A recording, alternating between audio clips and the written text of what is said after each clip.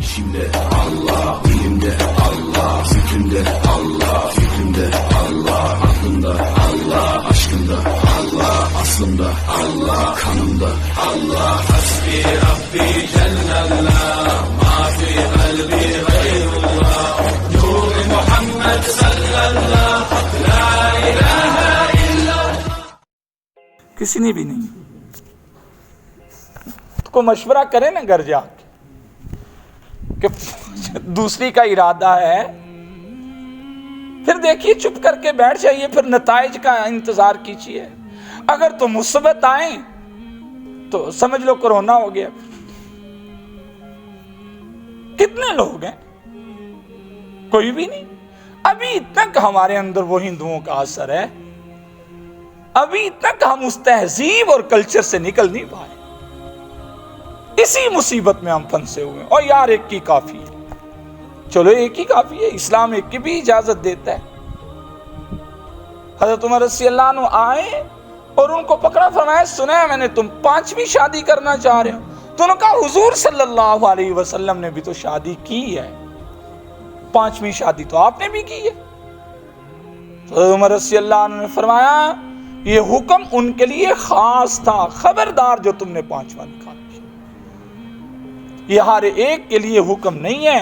इसीलिए हम बार बार इस पे जोर देते हैं कि आप जब खुद दीन को समझने निकलते हैं ना, आप खुद जब हदीस को पढ़ के आगे बढ़ने की कोशिश करते हैं, तो बराए मेहरबानी यार एक काम तो करें, आप इतना तो समझ लें कि किस हदीस पे किस वक्त अमल करना है और किस वक्त अमल नहीं करना। अहले सुन्ना ने साफ साफ अपनी किताबों में लिख दिया है, वो तमाम रिवायात जिन पे सहाबा इकराम ने अमल नहीं किया, हम अहले सुन्ना भी अमल नहीं करते। वजह उसकी कि वो पाक बाज जमात जिन्होंने खुद नबी सल्लल्लाहु अलैहि वसल्लम को देखा था, उन्हें हिकमत मालूम थी कि किस हदीस पे अमल करना है और किस हदीस पे अमल नहीं करना।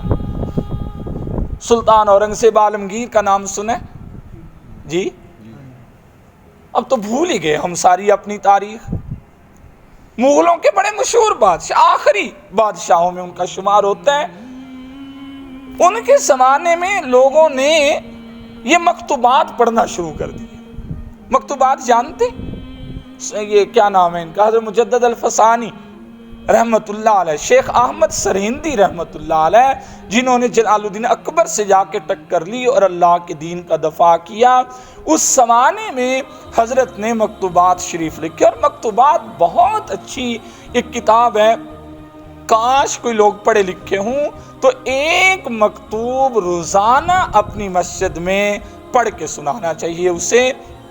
अकायद, नज़रियात, वो इस्लाम के एक छोटा सा इंसाइक्लोपीडिया है, और खुसूसन उन बिदात के ऊपर कारी ज़रब लगाई है हज़रत रहमतुल्लाह अलैह ने, जो उस ज़माने में इजाद हो गई थी। और ख़ास कर उन सूफियों की भी खबर ली है जिन्होंने दीन इस्लाम के अंदर नए नए तरीक़ों को शामिल किया। कौन पढ़े, अब कौन पढ़ के सुनाए?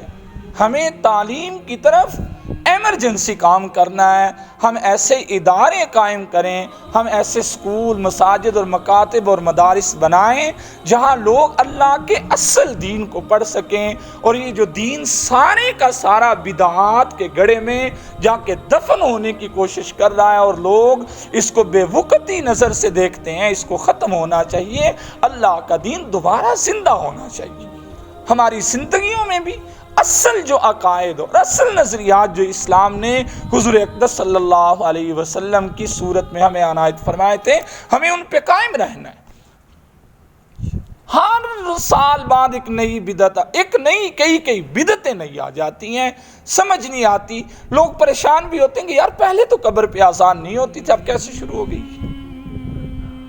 पहले तो कब्रों पे कोई आसान नहीं होती थी, अब ये कहां से शुरू हुई है? सोचने की बात है ना। पहले तो इस्लाम के अंदर इकामत से पहले सलातो सलाम नहीं पढ़ा जाता था, अब क्यों पढ़ा जाता है? कितनी चीजें ऐसे टॉपिक नहीं, मौजू नहीं, छेड़ते भी नहीं से। इसलिए हज़रत मुजद्दद अल-फसानी रहमतुल्लाह अलैह के जो मकतूबात हैं, اگر ہم آنے والی نسلوں کا دفاع چاہتے ہیں کہ ان کے عقائد صحیح اسلام کے سانچے میں ڈھلے رہیں اور یہ صحیح معنی میں اسلام کے عقائد پہ قائم رہ سکیں، تو مکتوبات شریف پڑھنے چاہیے۔ بہت اچھی چیزوں میں سے، اب چونکہ ہمارا 2-4 مہینے کے بعد یہاں ہوتا ہے، ورنہ کئی مرتبہ خیال میں آتا ہے کوئی کتابیں ساتھ اور پڑھ کے سنائی جائیں کہ حضرت کیا کیا چیزیں لکھتے ہیں، اور وہ باقاعدہ اساتذہ سے پڑھنے کی کتاب ہے، خود سے وہ پڑھی بھی نہیں جا سکتی۔ فارسی سے پھر اردو میں منتقل ہوئی، لیکن اردو بھی اتنی آسان نہیں کہ ہر آدمی اسے پڑھ سکے۔ اردو کے اوپر جب مکمل عبور حاصل نہ، وہ کتاب سمجھ میں ہی نہیں آتی۔ تو اتنی بڑی چیز لوگوں نے پڑھنی شروع کی۔ سلطان اورنگزیب عالمگیر نے کہا جس گھر کے اندر سے ہمیں یہ کتاب ملی نا، ہم اس کو ماریں گے، لاؤ کتابیں نکال کے ساری باہر نکالو۔ کیا وجہ تھی؟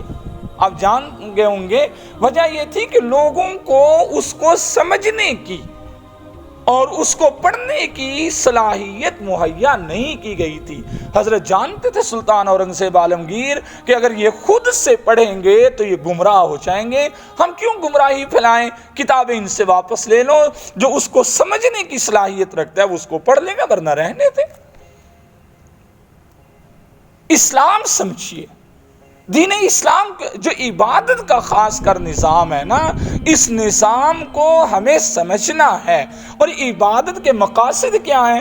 آئیے اس پہ تھوڑی سی بات کرتے ہیں، پھر بات ختم کر دیتے ہیں۔ عبادت کا سب سے پہلا مقصد یہ ہے کہ انسان کی تربیت ہو۔ علم بہت ہے، نالج بہت ہے، ہم نہیں کہتے کہ لوگوں کے پاس اب معلومات کی کمی رہ گئی ہے۔ ہر آدمی فیس بک چلاتا ہے، ہر آدمی کچھ نہ کچھ پڑھتا رہتا ہے، ہر آدمی انٹرنیٹ کا استعمال کرتا ہے، کچھ نہ کچھ تو معلومات جمع ہو گئی نا جی، بولیے تو صحیح نا، کچھ نہ کچھ تو ہو گئی نا۔ اب آپ بتائیے کہ ان معلومات پہ عمل کتنا ہے؟ بس یہ 0 پہ رہی ہے۔ اور جب بھی کسی مسجد میں ہم جاتے ہیں، بھی کس پہ گفتگو کریں؟ اور جو وضو کے فرض بیان کر لو۔ یہ خدا کے بندوں، پچھلے 60-70 سال میں وضو کے فرض نہیں یاد ہوئے ابھی تک۔ اس کا یہ مطلب نہیں ہے کہ وضو کے فرض بے وقتی چیز ہے، ایسی کوئی بات نہیں۔ سوچنے کی بات ہے کہ ہم آگے کیوں نہیں بڑھتے، ہم علم کا اگلے سٹیپ کے اوپر پاؤں کیوں نہیں رکھتے کہ ہمیں عبادات کے بعد دنیاوی علوم پہ بھی دسترس حاصل کرنی ہے۔ ہم نے راستے میں یہ دنیاوی ترقی میں دنیا کے راستے کو وسیع کرنا ہے۔ اللہ کے دین کے اندر کہاں کہاں وسعت کی ضرورت ہے، ہمیں اس پہ کام کرنا۔ جدید مسائل پیش آتے نہیں ہیں، کتنے لوگ جدید مسائل پوچھتے ہیں کہ اب یہ کورونا آیا نا ہمارے یہاں پچھلے 2-3 مہینے سے، صفوں کا طریقہ بدل گیا نا، نماز پڑھنے کا طرز بدل گیا نا، حتیٰ کہ جمعہ، عیدین، اعتکاف، تراویح، ساری عبادات متاثر ہوئی ہیں۔ اور مفتی حضرات نے جو فتوے دیے، قیاس کر کے، اجتہاد کر کے، اگر یہاں پہ اس راستے کو مسدود کر دیا جاتا، ختم کر دیا جاتا، تو آپ سوچیں یہ دین بند ہو جانا تھا یا نہیں؟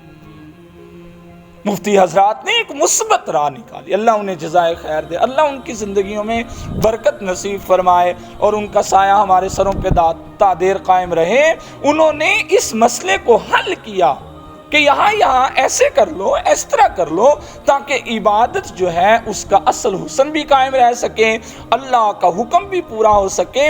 اس لیے عبادت کے مقاصد میں سے سب سے پہلا مقصد یہ ہے کہ اس عبادت کے ذریعے سے انسان کی کیا ہو جائے؟ تربیت ہو جائے۔ 1-2 مثال اس کی بالکل آپ کے مزاج کے موافق دے دیتے ہیں، پھر بات ختم کرتے ہیں۔